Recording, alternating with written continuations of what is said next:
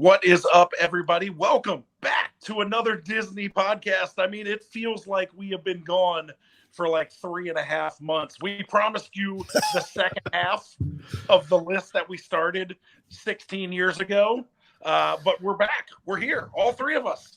You know, life happens, obviously, and it took a lot of schedule finagling, should I say, to get us all three together again. But here we are. We're back for the second half. How's everybody doing? I'm good. I'm good too, guys. Wow, that was like a major, like I was full of energy. I was ready to go. And I was like, I'm good. I'm good.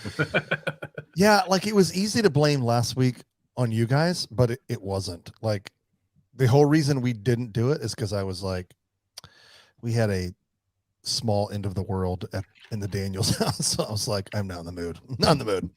I hear you. So life gets in the way. Took the week off. Like Brandon said, life gets in the way or it runs you over like a dump truck. But hey, we're here to bring the magic. Bring in the magic. That's right. Brandon and I fresh off a guys only trip to fresh off. It's been like what, 3 weeks? Fresh off a trip to the beach. We went to the beach and watched cars go around in circles really fast. It's the dream. Like who doesn't want to do that? It's a good time. That's right. Okay, Rob, since it took like 416 minutes to get to the last episode out, you would think 25 things wouldn't be hard to plow through, but it took a while. But we do have some fun news. So, Rob, you jump in with our first kind of like quick news story. And news and brews, I'm drinking Bold Rock hard cider, fresh from Virginia, and I got my Simple Man with a Simple Van sticker on my Yeti thing, whatever. I'm just a creepy dude that has a van.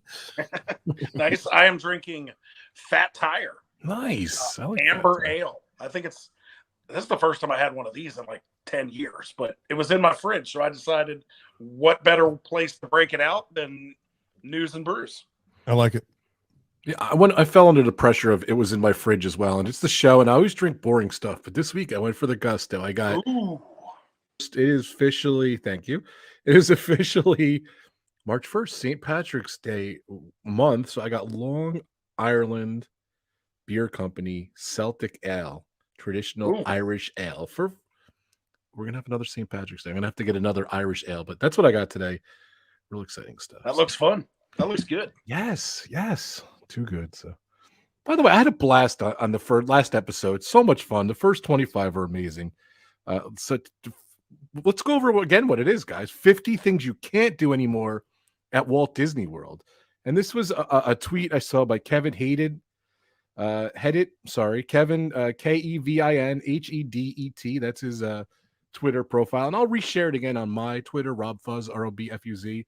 He put together a cool list, like the 50th anniversary of things you can't just do anymore at Disney World. We dove in last week, or a couple weeks ago at this point now, and we did the first 25, which were amazing. The second 25 unfortunately aren't as eventful, but there's some good stuff in there too. But I mean, we can make them sound eventful. We can make it good. So I hope we lost Dave. Oh, we lost Dave's sound. We have no sound. We can't hear you. He's back. He'll know. He's back. So no, there he is. He's back. I was gonna say, I feel like we should call this show 50 things you can't do at Walt Disney World. But in 17 of them, no one wanted to do any. This part of the show, yeah, it's too funny. Oh, by the way, too, I want to before we go on the news, I want to say too, we kind of messed up one last time. So, the back lot tour of Disney Hollywood MGM Studios. We talked about the ride where they have the trucker and the water coming down and everything. That really wasn't the part. It was, and I'm trying to find it on the list. If you guys could see it on there, if you could read it off. But it was like the backlot tour water tank. They participated. Yeah, but the thing is, the water tank is when you walked right in and you were like in a submarine and you were in like it was like the pre-show. Yeah, the pre-show. Yeah, and then they made it like the guy from Top Gun. I forget that guy's name. They made it They rethemed it at one point. I forgot what the theme was. Where but people would go by and it would like do bullet holes in the water, like yeah. And I actually did that. I love it. I have a video on my channel, which was amazing. Nice. So I did the one where I was in the pyramid and I had a raincoat and I was looking in binoculars. Yes. And then he just, boom, they exploded the water and everything. That was really cool. And I thought about it after the show and I'm like, oh, we missed that. I wanted to talk about that too. So that was really cool to do that backlot tour. Because the backlot tour was, you got to remember, it was like an hour and a half long because there was a walking part. Then you went on the thing. Whole walk. Well, obviously the whole thing now is Star Wars, but you know, that was really cool experience. I really loved it. It was cool. Yes. I concur. Yeah, I wanted to fix that. We definitely messed that up. That's what happens when you get News and Brews. You just make up your own. You make up your own additions to the 50 things you can't do at Disney World. That's right. Okay. Yeah, participate in the water tank demonstration at the backlot tour, number 15. That was the one we messed up. So wow, we messed it up that early. Yes. Good. Too funny. So who's not surprised? On that note, I'm gonna. Yes. Cheers. I'm already partaking in my guys. beverages. Oh man, this is really good, actually. All right, Brandon, kick us off with some news. We gotta get this through this, or we'll be on this show for. We do. We'll be here forever. So, just my piece of news this week. Sunday, I got to experience the myth, the legend that is Tron's Light Cycle Run. Wait, you rode it? It's like open to ride for people? I actually got on it with other people and it moved, which was pretty cool. Check in and all that stuff. You know, we went with a cast preview, so it was kind of a pain. Like we had to check in at the TTC, and then we had to check in at the ticket gate, and then we had to get scanned in at the entrance to Tron. So there were like 3 different checkpoints that we had to go in. Oh, jeez. And then, you know, they weren't doing anything super special. We got a picture taken in front of the Tron sign. And then we actually got to go in probably a half hour before our time. We were supposed to go 2 to 3. We jumped in about 1:30. We waited about maybe 15 minutes to get on. And the queue is honestly not anything special. I expected a lot more. They kind of have a mini pre-show. I don't know. Spoiler alert! If you don't want to know what it's about, I mean, it has been around for 7 years already. It's a little mini pre-show, and then kind of the glass goes from opaque to see-through, and you can see the trains like going under you to go on the ride. So that was kind of. I think that's unique to Disney World. It was pretty cool. That was the coolest part, but the rest of the queue is pretty boring, honestly. Most of the queue, they hold you outside, and then they kind of let you into a hallway. Then you go into the pre-show room, and then you go into the load station. So we waited about 15 minutes. Funny story. I was super worried about like fitting. You know, I heard all this stuff about all these people not being able to fit. I fit on the ride with no problem. I have tiny chicken legs, so I guess that was working for me in this case. I'm kind of shaped like Tweedledee and Tweedledum, like big on top and then tiny skinny legs on top. So I didn't have any problem fitting. But funny story, when I went to get on the ride and I stepped over the bike, I split my pants from top to bottom. Ripped my pants. So I sit down and I'm like, whoa. So I rode the ride with a little bit extra breeze, but there is a win. There is a win in the story, Rob. He told me the story and sent me the shorts that he ended up buying. These shorts are all-time classic. They are, I don't know, like day glow green with, from the Muppets, Animal's head all over them. Animal all over them. We looked for shorts everywhere. We went to the Star. They're amazing. We went to the some other shops on Main Street. We ended up at the Emporium, and they had like tight bicycle shorts, and then they had these animal shorts that look like a bathing suit. So I ended up going with them. So that's the funny part of getting on the ride. But the ride itself, not worth 5 years of waiting, I don't think. It was very short. The takeoff is super cool. I think that's the best part of the ride, is the leaving the station and then the 0 to 60 whatever acceleration. But after that, very average roller coaster that reminds me a lot of Rock and Roller Coaster, except there's no upside down. Maybe a minute long. So the whole experience was kind of underwhelming. I'm glad I got to do it on a cast preview. If I'm able to get a virtual queue, I'll go if people want to go. But I don't know that I am going to rack my brain and Yeah, be hard pressed to try to get on this ride. Let the hub die down, I guess. Correct. Okay, so question for you. Yes. You said you went at 1:30. Is that correct?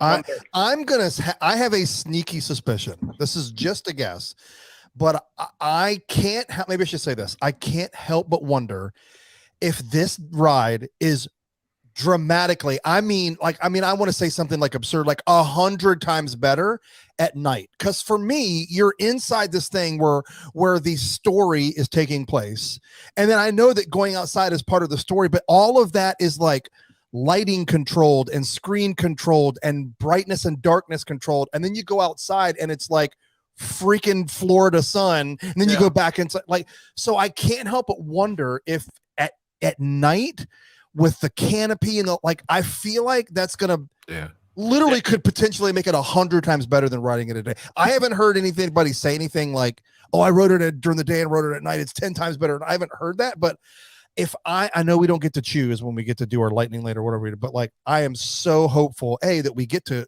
get it, and B, that we get to do it at night. So that's just I can't help but wonder, do you think you would have been more excited, happy, impressed, stoked if it's about 8 seconds outside, right, Brandon? I mean, outside really has no bearing on the actual experience, because you come out of the load station, the very first thing you go into is the launch. You go outside, you see people like hanging out down below, and then you're inside. So I mean, it probably looks cooler, but I don't think it would have made the ride better. No. Interesting. Okay. Nope. So that's my Tron story. I got a good ride, and I got some new pants. Nice. I'm dying to see the pants. Best show. When we're done, they're in the room here. I'll show you before we get off. Nice. Yes. So yeah, okay, I have no story this week other than, Rob said do the Josh Gad story. Josh Gad was a skipper at the Jungle Cruise for a day in Disneyland. Disney made a little fun YouTube video. You should check it out. I'm just a fan of Josh Gad. He's hilarious. But I feel like these publicity stunts are starting to feel a little forced versus fun, right? When I think back to the days of when Johnny Depp would show up randomly at Disneyland and dress up and be like on the ride, like that is like, holy crap, like that's amazing, because there's ties, right? Like his mannequin or his animatronic is on the attraction, and then he's there in real life. But I feel like these like celebrity appearances, they don't tickle my fancy. That sounds. He was in full weird uniform. He had his Josh little name tag on, and it was something with Josh Tomorrow too. And he mentioned something about, in his spiel, he mentioned something about Josh Tomorrow, and then Josh Tomorrow commented on the Instagram post, which I forgot what the pun was, but it was a really funny pun. So there's I'm not going to mention a story. That was good though. in true Dave fashion. Let me make. I'm not going to talk about it, but here it is. What do you got, Rob? Yeah, it's March 1st. We're recording the show, and today is Mandalorian Season 3 premiere, which is awesome.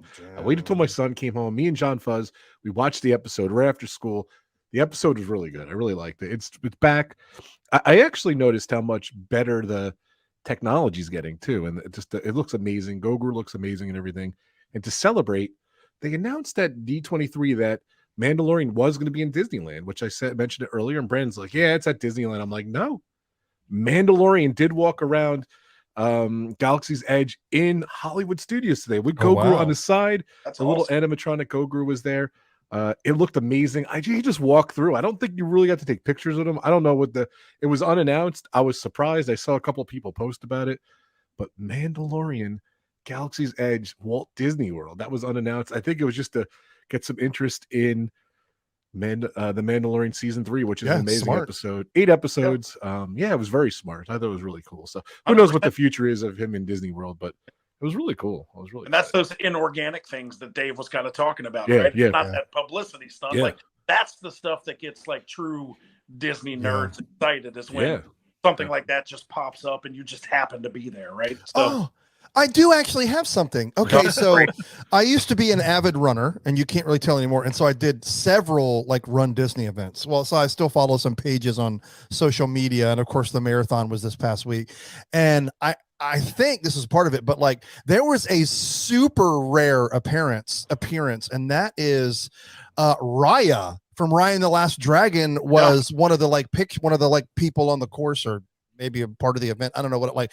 That is for sure a first, right? She hasn't been anywhere, right? I mean, can anybody think of any place she's been? So that was kind of cool. I mean, super underrated movie. Like, I wish that, like, I feel like that. I feel like the timing of that may have hurt it. Like, I don't with COVID. I just because I'm all like that. Like, she deserves her own. Like, that movie was phenomenal, incredible story, incredible. Like, the comedy in it, like, great voice actors. I don't know. Sorry, different rant for a different day.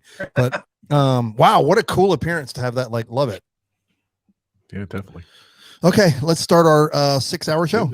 I don't think this one's going to be 6 hours. I think we're going to fly through this. I think it's going to be pretty quick. We got to 25. We're on 26 now, so that's pretty. We're on 26. So. Go ahead, Dave. You read them off. So. Okay, here we go. Number 26, Minnie Moo. There was an actual cow purchased by Disney in 1990 for an undisclosed amount. I don't know why that's important, but Brandon included it in the notes. I mean, that's what on the story, I'm like trying to research, because this is like 1990. That was like, I went to Disney for the first time in 1990.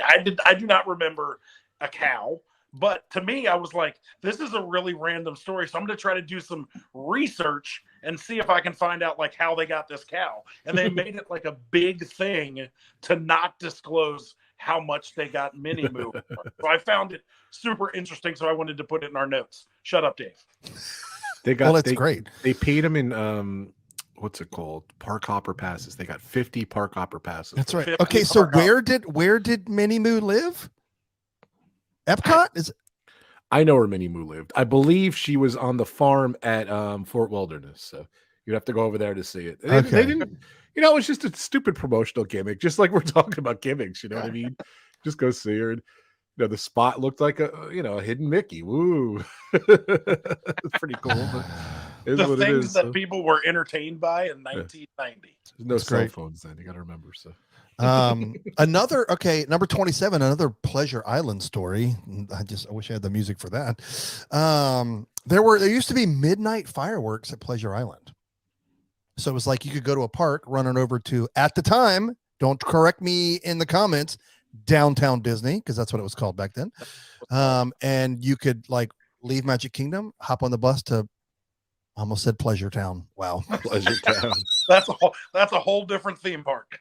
And that's our show, folks. We've lost our G rating, and we'll see you next week. To Pleasure Island and catch another fireworks show. Like, I remember like trying to do this one trip.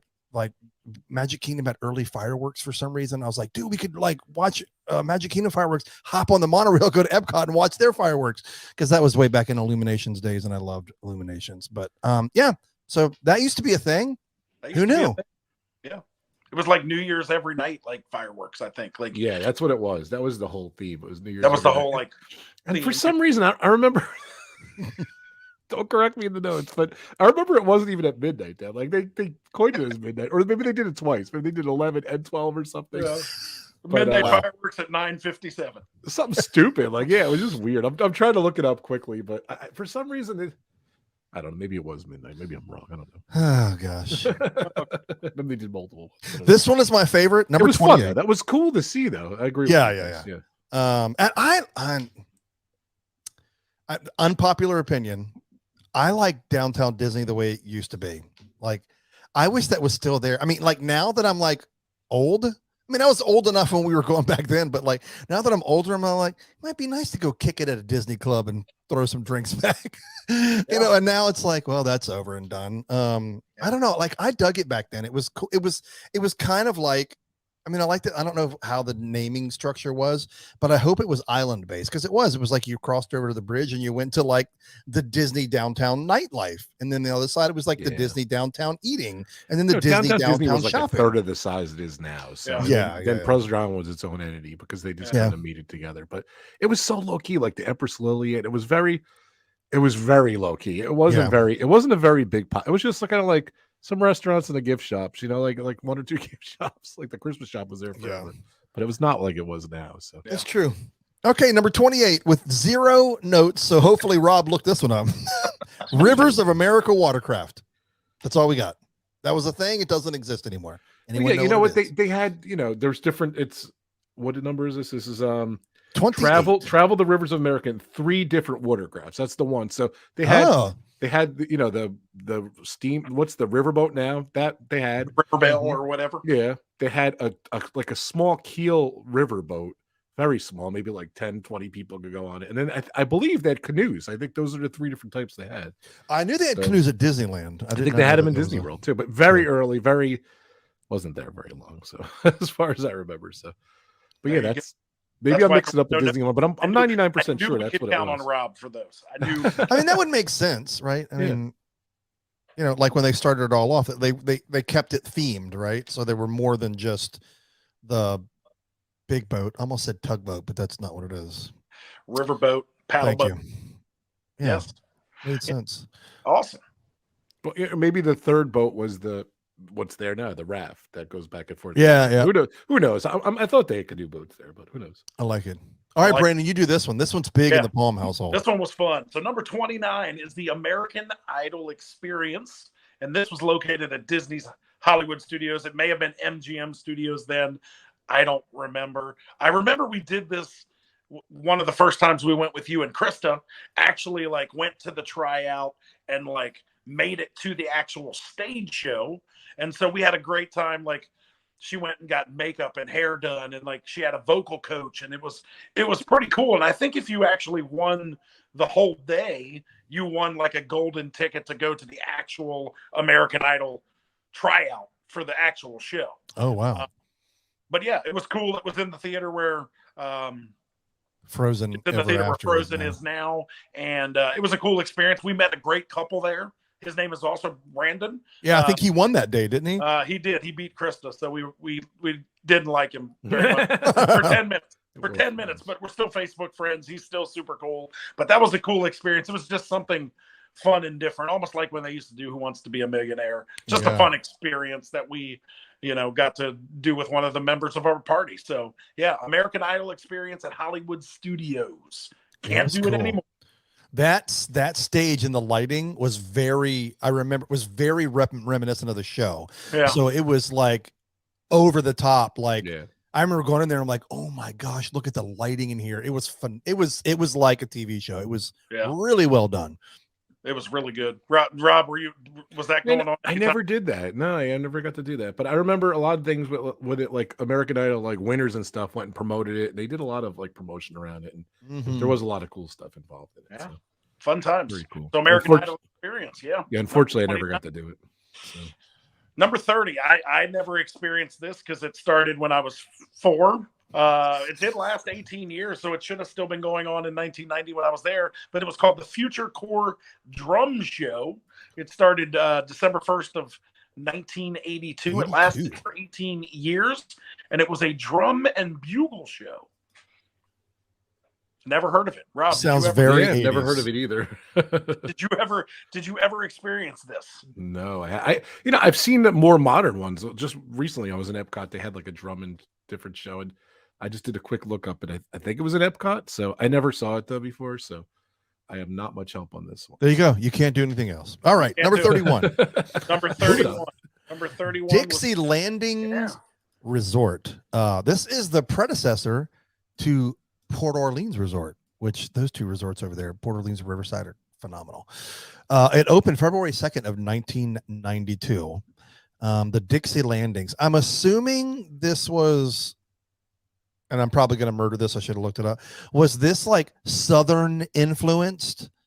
And so to move away from the whole Dixie Pride thing, is that where it got named? But I mean, regardless, I don't know what it looked like before, but the theming now is way better. It's more inclusive, not in a racial way, but it's more inclusive to the two resorts together. Yeah. And and because of Walt's love for New Orleans. And so it makes more sense. But Rob, do you know a lot about Dixie Landings? I know nothing about Dixie Landing. Unfortunately, I told you I don't know a lot of these. So unfortunately, not the hero this week. Well, we'll have to go and peel back the wallpaper and see what it looked like. So yeah, can't go there anymore. But with this, see, some of these are weird. You can't experience that anymore. Yes, you can. It's still there. It's just a different name. So some of these I'm like, Okay. Number 32. This one, epic. You could swim at river country. Actually, it was a full-on water park in real like river water, or really it wasn't. Whatever. It was lake water. It was like filtered. Yes, it was filtered. Seven Seas Lagoon water. But it was very interesting. Like, did they just have a better control on the alligator population back then, or did they put stuff under the water? Did they like feed these nets and stuff? But they could just crawl right up. Like, I'm trying to figure out, like, how did the alligator stay away? Well, they knew it was a water park, so I don't know. I think it was just different times back then. Different times, yeah. And I think it just got polluted, and it just after a while, they had to close it. That's what the rumor. Yeah, it was. I don't think they ever had the official. It was really cool. I love looking back at old pictures and videos of that, and like really that whole side over there, like all of the water adventure stuff that used to happen, even like off of the beach of the. Oh gosh, now I'm drawing a blank. What the monorail goes through, the Contemporary. Contemporary. I don't know why I can't think of words. But like they used to have like water ski shows, and like even some of the, like, I know Goofy would water ski and stuff. It was just that whole area back then just seemed like, dude, like there was a whole like islandy separate vacation right there at Disney. Like I wish some of that stuff could still be kind of around. Definitely. It's like, again, it was like the same as like that whole area was kind of like laid back, just like downtown Disney was. And I was geeking out after the show last time. I did find my river country ticket. If you're watching the video, nice. $3.25. You can't go wrong. $3.25. Come on, there wasn't much to do there. There was like 3 or 4 water slides.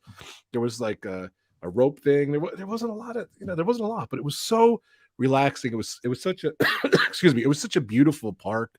Yes. Unfortunately, you got to see a lot people do that exploring. What is the thing? The expedition exploring, whatever. Yeah, I know what you're talking about. Like, yeah. So if you haven't seen things, this other than pictures, what's really cool is you've got these guys and ladies, I'm sure, that will go in, like they've snuck in, and their videos on YouTube, and they go through and show you kind of the range, because basically for the most part Disney they closed it and didn't touch it. And this is how many years later, 30, 40 years later. And so you can watch these videos, and some of the structures are still there on that little island.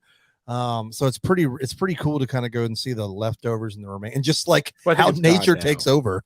They're supposed to do like a river country resort kind of thing there, and I think they leveled it. They started it, they abandoned it. And unfortunately, they abandoned that too. But it was just it's just like, when you get to swim in a lake, it's just a lake. I have another picture it's here. So rad on the video, and you had to walk through the river to go to the back area for the water slides and everything. It was just it wasn't that crowded either. Like it was very limited to the capacity. And I went twice. I didn't realize I went twice, but I did. Wow. Now, to the best of your recollection, was it a sandy bottom, or was it was rivers that are like gross and slippery and it was really well kept, really well done, and nice. It was just old school. You got to remember too. This is like when did I go? What year is this? This is like the 70s or whatever. I think late 70s. I went, maybe early 80s. No internet, none of that stuff. Very old school. Very, like it was amazing. It really was. I wish it was around. And like I don't even think it would be successful nowadays. I don't think kids would dig that. I just don't think they would. Back then I loved it because I didn't know. I didn't have a cell phone. I didn't have all that stuff. So. Different times. So yeah. Okay. So number 33, race car at the Speedway, called the Mickey Yard. It's like a short for Mickey.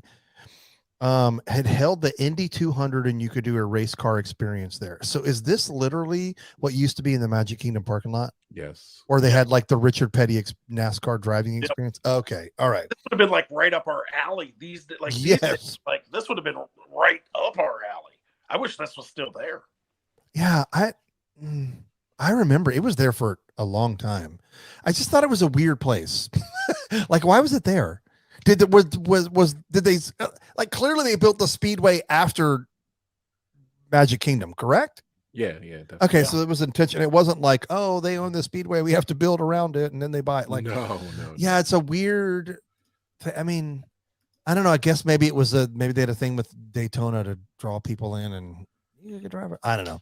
I don't even know how big it was. Anybody know? Like, was it a mile track? Like, couldn't have been that big. Half-mile track. Yeah, probably half a mile. It couldn't have. I mean, Could have been that big. But it held the Indy 200. Like That's that crazy. sounds like a legit. I'm assuming that's a 200 lap race or a 200-mile race. Pretty wild. Yeah. I mean, from what I saw, it was a legit race. Yeah.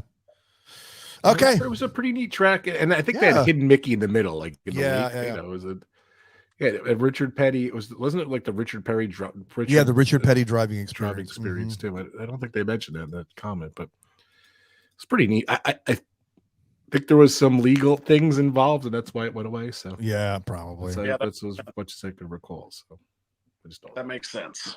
Yeah. And now they have more parking, which some days they actually need it. Okay. Number 34.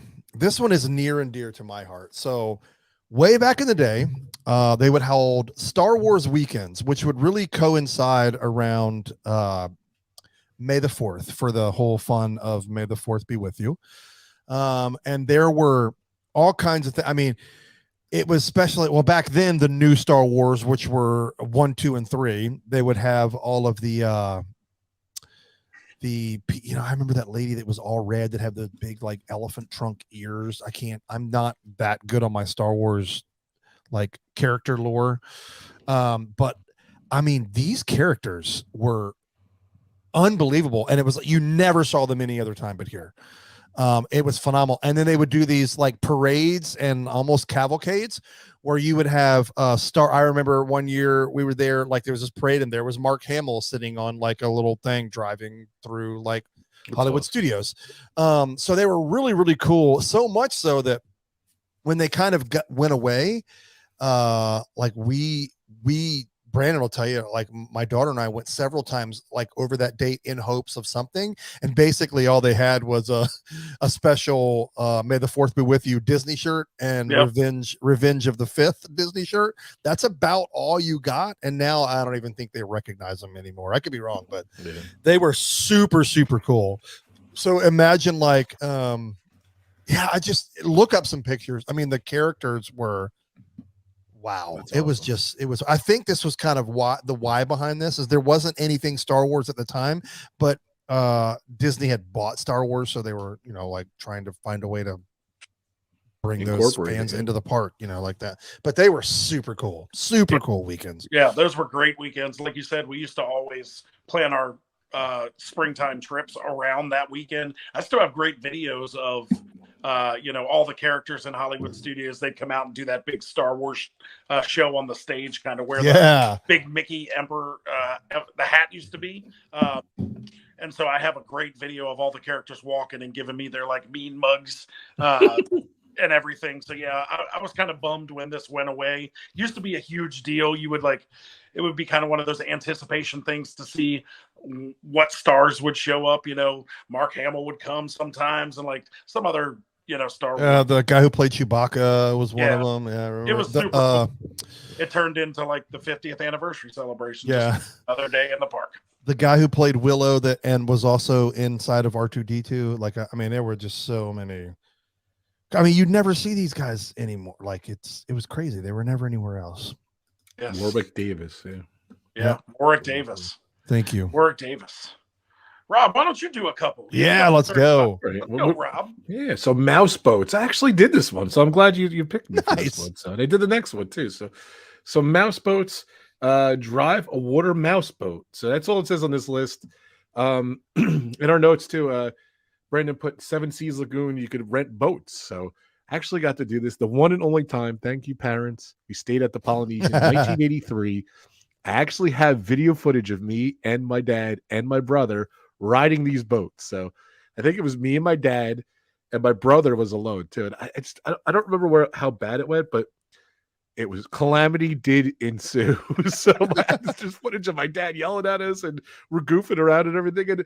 And Brandon seems pretty unsafe to me, and I agree with you, Brandon. It was very unsafe. So I don't think I can imagine in today's world, like, just here you go, here's a speedboat, just have at it. Like, it just seems reckless to me, but Yeah, it kind of reminds me, and I don't think it's on this list, the Skyway over at Magic Kingdom that went from Tomorrowland over to Fantasyland. Like, I don't think in 2023 that would fly either. They took it out of Disneyland, they took it out of Magic Kingdom.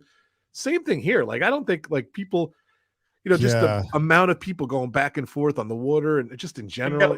And then you got to worry about the ferry boats that are bringing people from the parking lot to like that's a lot of stuff going on. Yeah, I rented at the Polynesian, and it's funny because actually right outside the Polynesian they had a wave maker. I don't think they ever used it. Maybe early 70s they used it, but they would create waves on the Seven Seas Lagoon. So what a disaster that was. That would have been so, wow. I'm assuming you guys never did the motorboats or never rented the boat. No, I remember them being there, but I do recall that. My parents were like, no. And I think that you could rent sailboats too, like all different kind of boats. They had all different kind of things. The little boats, bigger boats, sailboats. They had a bunch of different stuff, but we did it. It was fun. You know, again, I think we were there 4 or 5 days. All they had was the Magic Kingdom then. So the Epcot wasn't even open at this time. So you got to remember, it was just those resorts, Magic Kingdom, and maybe downtown Disney. That was it. So simpler times. I don't think it would fly again nowadays. So nice. So number 36 is take a hydrolator to Sea Base Alpha. Do you guys even know what that is? Or nope. Okay, so living with the living seas, whatever it's called back then. Yeah. Seas with Nemo, that ride. That was what this was. So that ride actually was converted from I forget the name of I think it was just called Sea Base Alpha. You would go in, and the part where you walk in, which is my favorite part, it's probably my favorite queue, where you walk in, Finding Nemo in Epcot in the Seas with Nemo. That whole part there was this part you would watch a movie, the most boring movie ever, but I loved it. I think it was great. It was maybe like a 5-6 minute movie. You would have to sit in the movie. They would fill the theater up as it would come in. And after 6 minutes, you would get up and you would go in like fake elevators and like it would pretend like you're coming, like would shake, and then it would go down, and then like you're underwater now. You're in the hydrolator. So now you're going to go on the ride, and instead of Nemo and stuff like that, it was a lot more open. It was a lot more aquarium. So you actually went through in 1 or 2 parts, you see the aquarium, but most of the ride was looking in the aquarium. So it was pretty cool. And then it was just the living seas or the seas, you know, in Epcot. It was really cool. It was more, there was another part where a guy, like a scuba diver, would come down, the water would fill up in this tube, the scuba diver would come up, the water would go away, and he would come out of the tube, and they would do like presentations and stuff like that. Tube's still there. They just don't do that anymore either. So. Wow. Yeah. I remember. So there's a couple different parts. So pretty cool. Go ahead, Brandon. What were you saying? No, I was just saying that the tube is still there. I don't think, and anytime in the last 5 years, I've seen anybody actually a diver or anybody in there. But I do remember one time when Dave and I came, there was like a diver in there. They didn't drain it and him walk out, but I do remember a guy being in there. But I don't remember this hydrolator living seas kind of thing. That sounds fucking neat. Really cool. I'm trying to equate what it was. Like it's kind of like going to the space restaurant now, kind of like like it was kind of an experience like that. Gotcha. Where you would go to a different thing. Makes sense. It was pretty neat. And I don't know the next couple, but if I could read them if you guys want. But go. Do it. Just have a meet and greet with Orange Bird. I guess they had an Orange Bird character. I do remember this. I do. Well, I've seen pictures, and he made it into my shot this week. I don't know how to do the hands, but there we go. There's my Orange Bird. Very nice. There he is. Hi, Orange Bird Pillow. Yeah, I remember and he was literally like, imagine an M&M character dressed up. It was like that, but it was the Orange Bird. That's what it looked like. Wasn't real creative. They were like, oh, look at the M&Ms. Let's just make it an orange and put the face on it. And I remember seeing pictures of that. So I'm looking at pictures. He was in front of the Tiki Birds. Like that's where I would imagine. Oh, that would make sense. Yeah, over there by a little ice cream stand. Again, Orange Bird was like a sponsor of like the Florida Orange Growing Association, or something like that. So back in the days, so kind of cool. So kind of cool. Just a character. So nice. Yeah. So let's see. Well, the next one is 38. Use a park ticket with your photo printed on it. I don't remember having that, but I remember that. Like you would think they would do that, like with all the like hubbub about annual passes these days. You would think Sam's Club gives you a card with your picture. I know. My Six Flags Great Adventure Pass had a picture on it. So. Yeah, you think that would be an easy way to like stop people from using other people's annual passes? Is just put that cheap little photo on the back. I know. Now they do video and they like, what is it called? Facial recognition and the I know they thumbprint and all follow that you around the stuff. park anyway with your magic band. Well, That's like, right. can we just take the picture and they get you simplify away it. other ways. So. What gets me through the turnstile quicker? That's what I'm for. Exactly. Yeah, here's another one. 39. Take a ride on the Fort Wilderness Railroad. I never did this, but I knew about it and everything. So 3.5 mile track. Wow. that's crazy. That's a long track. Dude, it opened before I was born. Opened Jeez. 74, closed in 1880. So that's interesting. So that's Brandon found Oh, this. a little over 6 years. That's a good find. Well, wait, Brandon didn't find it. The dude found it. The dude found it, but I put words after it. That's right. I bet you that track is still there. It's probably It there. was in those expedition videos and everything. They showed the tracks and everything. Okay. It's still there, like the remnants of it, everything. So. Nice. But Hoop-de-Doo review was over in that area. I did do the Hoop-de-Doo review back in the days. I did the Polynesian luau, which I think we talked about the last podcast, and Rest I did in the peace. Hoop-de-Doo review. That whole Fort Wilderness thing's pretty cool. So Yeah.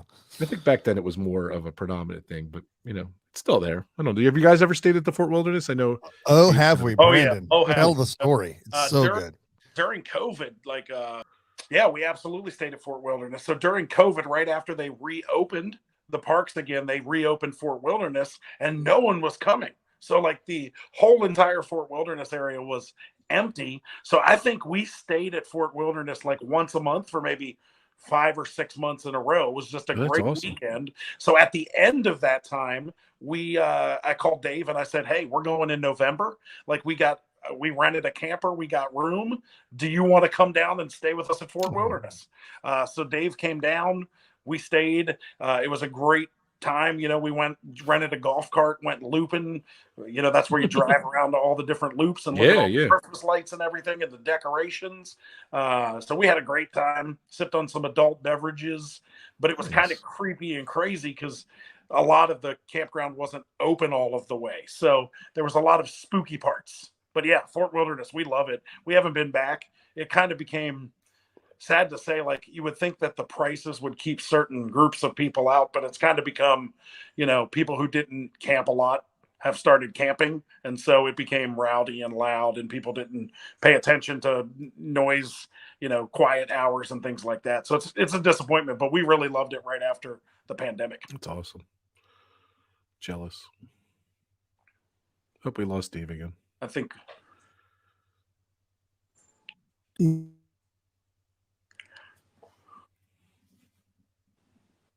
got no Dave sound. Now Check one. There you go. Oh my gosh, dude. I don't know what's going on. I hear you now. Go ahead. We can hear you now. And we're back. Okay. I don't know what's going on with my system. Things are going a little haywire. The really cool thing about this is the very first time I went to Walt Disney World, it was, I think, 1979. Maybe 1979. Because I was 5, and we took my dad's uncle's pop-up trailer and drove down there, and we stayed at Fort Wilderness. So it was crazy. Like I hadn't been back since. So like when Brandon and Krista invited me, like to be there like 40 years later and think, like, I remember nothing about like the campground other than I remember us camping and I remember going to Disney because that was my nightmare story of like, at 5 years old, the jungle cruise seems very real. And my dad and all of his infinite wisdom is like, oh my gosh, the hippo's coming out of the water to get you. And so like mortified me for years, wouldn't ride that attraction. But yeah, it was kind of just the way just being back after all that time was super cool. That's awesome. That's a cool story. So yeah, I was same exact thing. I was around the same time. And I was terrified too as a kid. So I love those stories though. All right. Let's see what the next one is. 40. You guys, that was great stories. Fly into Lake Buena Vista, STOLport. STOLport. I don't know what that means. You guys have notes. I'm not sure. Do you guys know what this is? Yes. Do you know what this is, Brandon? I don't. So you want me to explain it, Dave? Or No, go ahead. Talk about it. So, like, if you're looking at the Magic Kingdom, and the driving experience is right below it. If you would look at that, right to the right where you drive in, kind of in the woods there, they had actually an airport. I don't know if you guys knew that. So it was not like, me and Dave are going to fly down to meet Brandon in the airport. It was like a private like jetway for small jets and everything. Yeah. So, you could look that up too. The Walt Disney World Airport. You can look it up. It's still there. It's still a nice straight path. There's buildings and stuff that are there. They use trailers there. It's kind of maintenance and stuff. Yeah. It was very packed when they were considering whatever they were going to do at the old water park. Like it was full of stuff when they were going to build something over there, and then they stopped, and I think they're all gone now. But gotcha. Yeah, it was really cool. Yeah. Walt, Walt flew in there. I think Walt landed his plane there. I think it was kind of early. I don't know, but who knows? That was like a corporate thing. So definitely. So all right, 41. Go parasailing or water skiing around Bay Lake. Dave talked about this earlier, but they definitely don't do this again. It's kind of the same as the boats and everything. I can't imagine someone parasailing around the Magic Kingdom. I don't know. What do you think, Brandon? Yeah, I can't. I could not imagine this right now. It would just look super awkward just to see this happening. I mean, with all the boat action that's just ferrying people around, like I can't imagine any of this.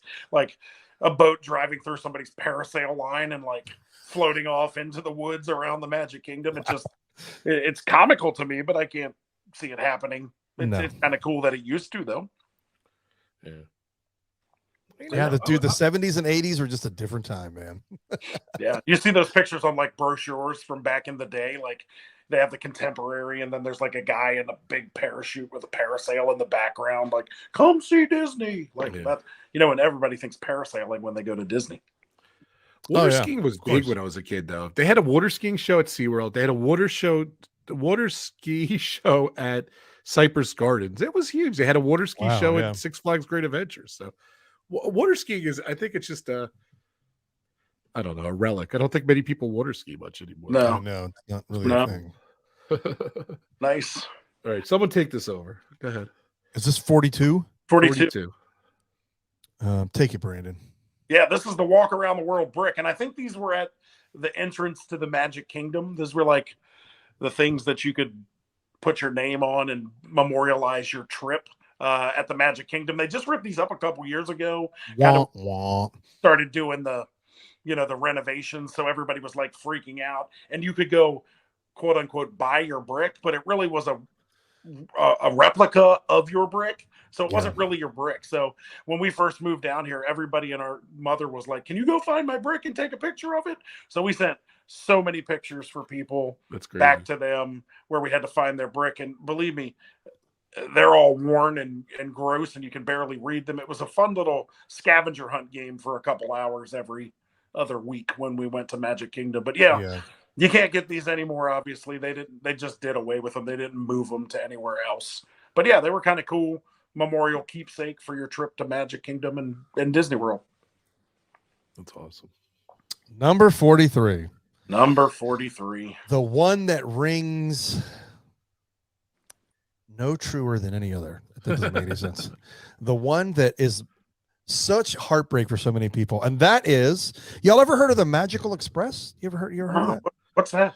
Yeah, it is this incredible thing that when it started, and for the majority of its time, you could fly into Orlando International, which is MCO, and when you left your home destination and flew into Orlando, you had these special tags. They were typically yellow, and you would ride the Magical Express to your hotel room. But what was great is you could get off the plane, walk straight down to the Magical Express area, get on a bus that took you to your resort, check in at your resort, head to the theme park, and come back that night, and voila, all of your luggage was magically in your room. So it magically expressed you to your hotel and magically expressed your luggage to your hotel room. And sadly, COVID changed that, obviously, and then they reopened it, but not with doing the baggage anymore, so it didn't feel the same. No. We actually used it for the last time for the launch of the 50th when Matthew and I flew down there, and it wasn't the same having to go and get your luggage. It felt like a commoner. But yeah, this one broke a lot of people's hearts. It's still in existence. It's just run by MEARS, MEARS, which is a bus company that that's ran the actual Magical Express all over the country. Yeah, they always ran it. It's just I know, now it's weird. That's what it's called, Mears. So they're not like branded Disney pretty buses anymore, and it costs like kind of like if you ever flown to Vegas and you take a shuttle to your, it's about the same price. It's like $16 each way a person or something. No, like that. It's like not $50 a person, I think. No, the Magical Express, no way. Yes. No. Mears Connect is like it's $32 round trip. Yeah, 32 round trip. Okay, yeah, $16. That's more than okay. You're saying so not too bad. 16 each way. 16 each way. Yeah. Okay. So yeah, it's I thought it was a little bit more money. So. It's you know, we loved it.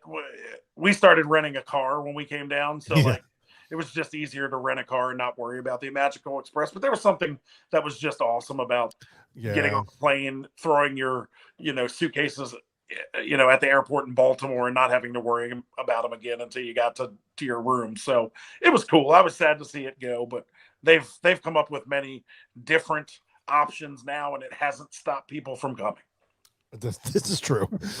The crowds are insane. We used it a couple times. I remember one of the times our luggage actually got there before us, which was amazing. So get to the room and hey, there's your luggage. It's like, how do you even do that? It's just crazy. That's magic. But it was just so good. It was really cool. And you get on the bus, you watch the videos and stuff. And the video. So good. It was really cool. So unfortunately, and you know what? To me, it's stupid that they got rid of it. You go there, you don't have transportation. You're spending every single dime at Disney World because you have no other way to get it anywhere. So, like now, I rent a car, like Brandon said, and I eat off property. The money doesn't go to Disney. Yeah, it's bizarre. I don't understand it. Bizarre. All right, number 44. Touchy stuff. Apparently, you used to be able to actually process your photos from your camera at Walt Disney World. Crazy. I mean, people probably listening to this podcast now are like, what are cameras? What's film?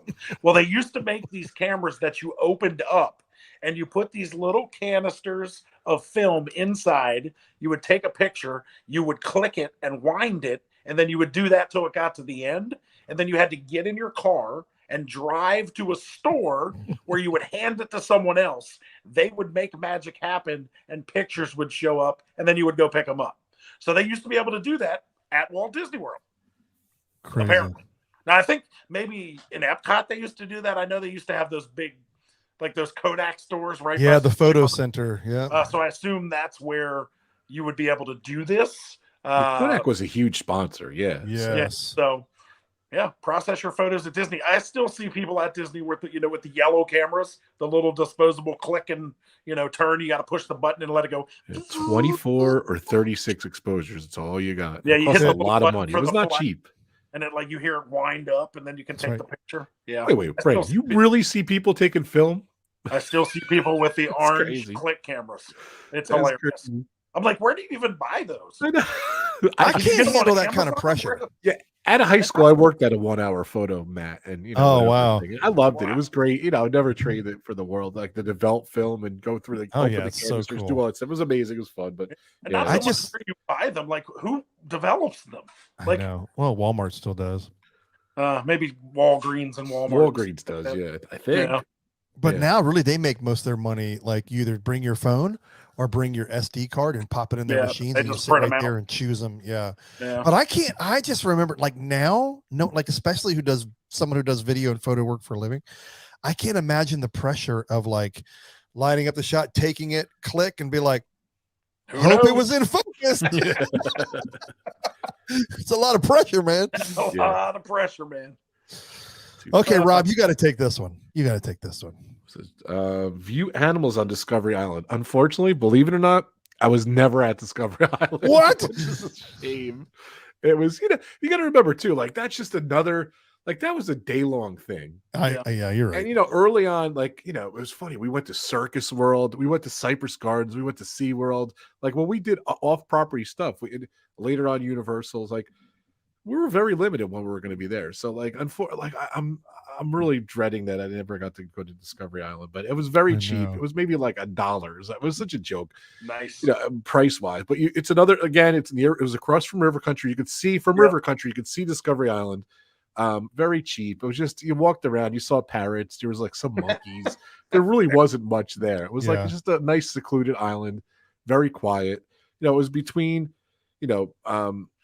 Fort Wilderness and the Contemporary in there, and the island's still there. And Is that again, where that guy like got caught like living?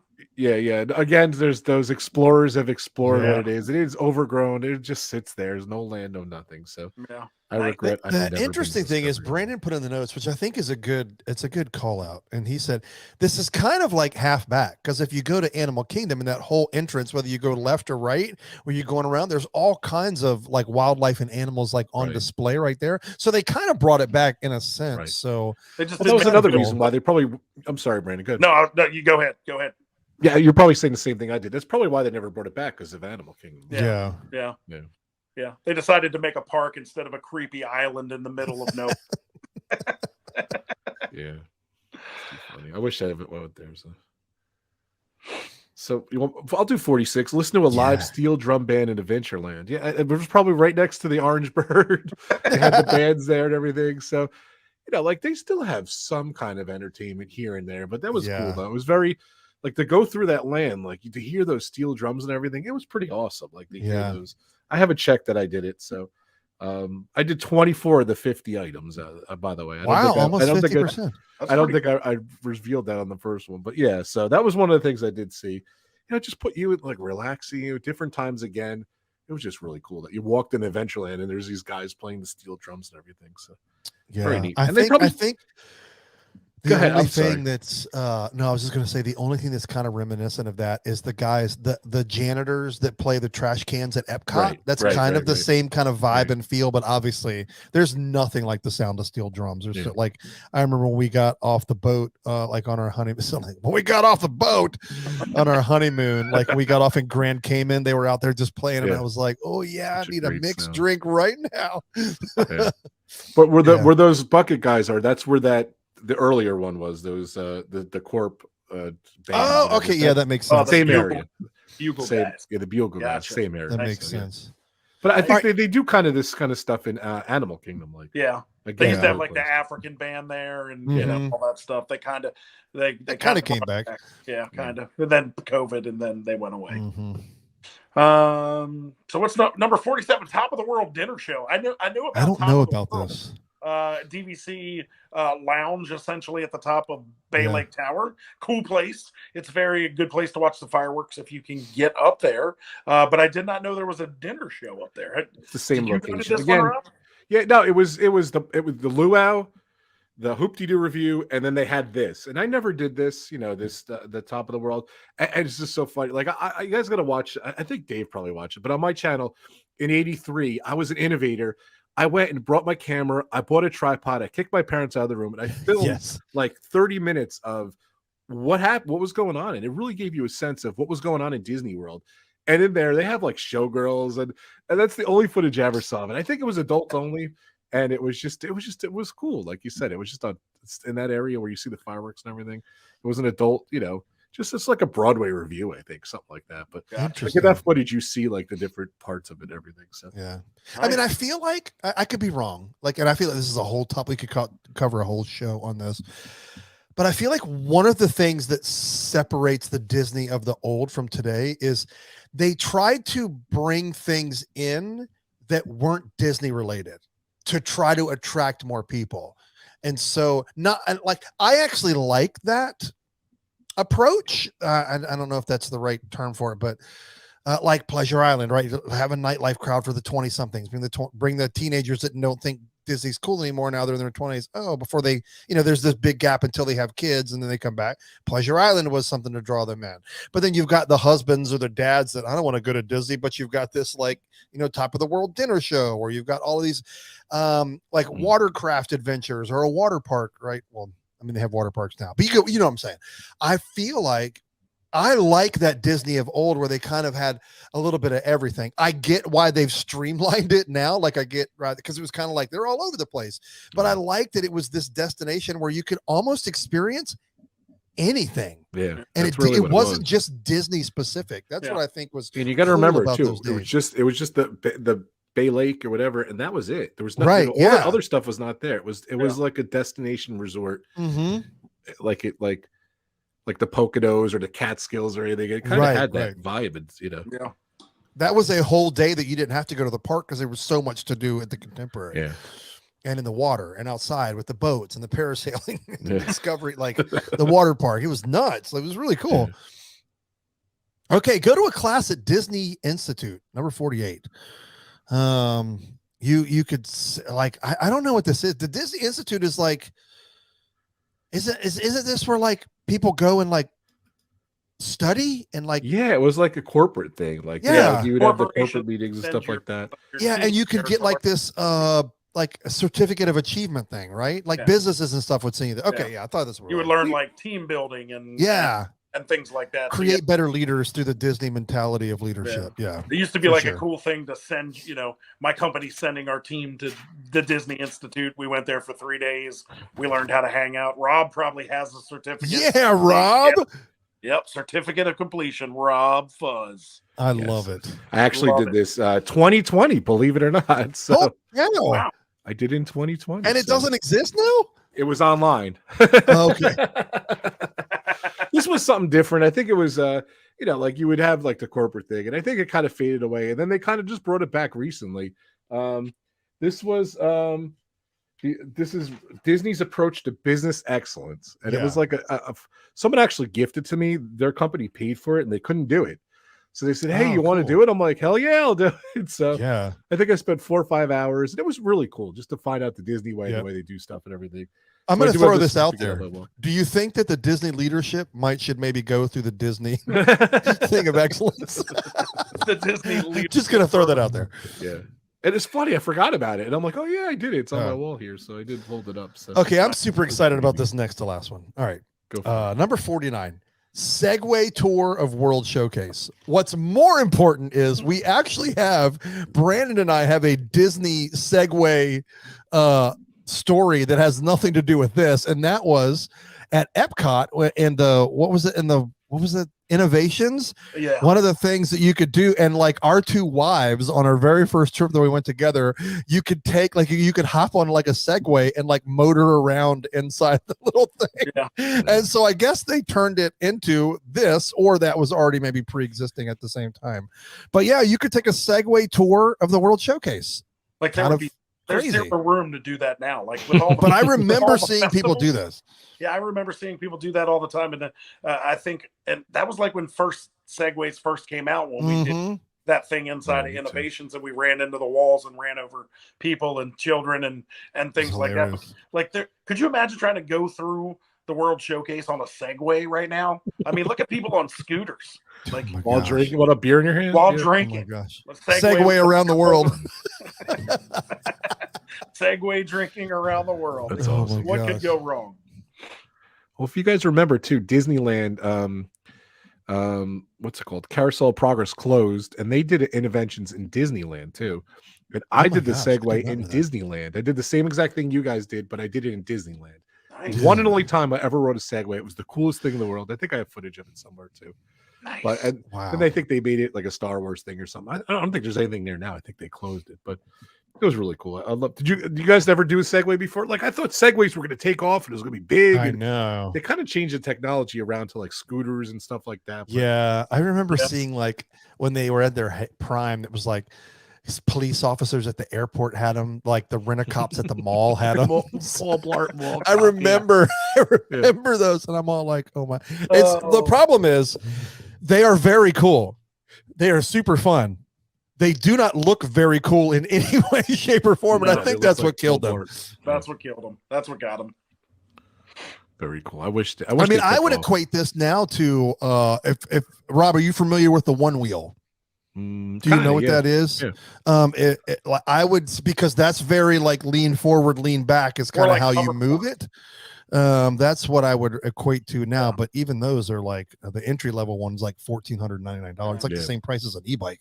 Yeah. I'd rather have an e-bike. I feel like hoverboards, like the hoverboards the kids are on. Those are those are basically Segways without the weird looking handlebars. Yeah. Yeah, that's true too. Yeah, I didn't think about that. But like those are all like, I just see those like randomly explode from the lithium batteries inside. So I'm like, nope, we're not getting one of those, kids. Sorry. Yeah, the battery. Oh goodness, guys, we have come to the end. We made it to the end, and this is kind of a. Like, what is it, Dave? I'm so excited. What is the last entry? It's not very Disney related. List? Hey guys, did you know that McDonald's used to be in the parks? Now it's Starbucks, but same thing. You could get McDonald's. That's number 50. No. McDonald's fries. That's all they had. That's all they served was French fries. McDonald's fries. Well, that might be worth it. They should bring that back. So just picture coming off Splash Mountain or coming off Big Thunder Mountain Railroad. You come around, you know where the parade comes out? Yep. Right to the left of there, they had a McDonald's French fry cart, and all they sold was McDonald's French fries, and they were super salty, and they were super amazing, and the line was huge, and I loved them, and I'm really bad at God. And they did have serve fries at Animal Kingdom, I think, were the barbecue places. I think they had them there too. So that's all they had was fries. Don't know why that was the deal, but that was just fries. Yes, they were cheap. Now it's quick to make. Now it's $8 frappuccinos. Yeah. Now it's $8 frappuccinos. You could drive off-site and go to the world's largest solar-powered McDonald's and get the same French fries. That's right. I have a funny joke about that. Brandon and I, when he picked me up from the airport, we cut through property and we drove right past it. And I looked at that sharp angled roof, and I've been there multiple times. I've eaten inside that world's largest McDonald's. And I was like, dude, the way they built the roof, they should have put solar panels on there. And he's like, dude, it's solar powered. I felt like an idiot. It's too funny. Is that the one that's like all trains and stuff like that? Or was it trains at one point? I've been to a McDonald's. It was like a train depot, and even like the train water tower had the McDonald's on it. I don't know if it was that. No, one or not. it is literally at the entrance of the All-Star Resorts. Yeah, yeah. I think it was train theme. I'm pretty sure that was the one. And inside there was trains went around. It was really maybe you're right. I mean, it was a McDonald's before then. Then they leveled it and day. built this monster thing. So yeah, yeah, it was cool. But whatever. So that's the list. Here's the list here. If you're watching on the video, I'll tweet it out. This guy. Thank you so much. Sorry about that, Kevin. Headit, Kevin, Kevin, Hedet. He had this list. Thank you so much. I saw it's it. Probably, let's do it. It's probably something fancy like Kevin Hedet. He's probably French. Yeah, it probably is French, and it probably took him a heck of a lot less time to write it than it did for us to say it. He's like, wait, these clowns made 2 shows out of this? Oh my gosh, these guys I are wrote idiots. this in 15 minutes. But I think this was cool. I mean, it's fun to look back, right? I mean, Disney now has, especially Disney World, not as much as Disneyland, but Disney World has, we're pretty steep in our history now. We got 50 years, right? And so I think this was a good time to do it, with the closing of the 50th anniversary to cover 50 things that you can't do anymore. Some of them don't even understand why they existed, but hey, 'twas a different time. So this was all Rob's idea. I'm so glad he came up with it. I had the bonus too. I talked about it earlier. 100 years of Disney was at Walt Disney World. They had the Phantasmic hat in the studios. That's gone. Yes. But the guys are like, what are you talking about? 100 years of Disney? That's this year. But wait, it was 100 years since the day Walt Disney was born. And that's what they celebrated, the 100 years of Disney. That's no longer gone anymore. And you know what's gone too, which is really a bummer. I guess I'm circling back on that, but like all the cool different things, like the anniversaries they did and everything, the 50th was just underwhelming, unfortunately. Hence the 50 things you can't do anymore. So exactly. But I loved all the cool stuff they did. So yes, cool stuff. But thank you guys. Thank you for entertaining this notion to do these 2, not 1, but 2 shows on it. Yeah, I mean, we said, Rob, you can join the show, but you have to bring an idea, and you brought one. That is not true, Brandon. That is not true. That is not true. Join us next episode where Rob talks about insert Rob's topic here. I don't know. Insert fun and citing topic here. This was great, guys. Thank you. Yes, indeed. Fun times.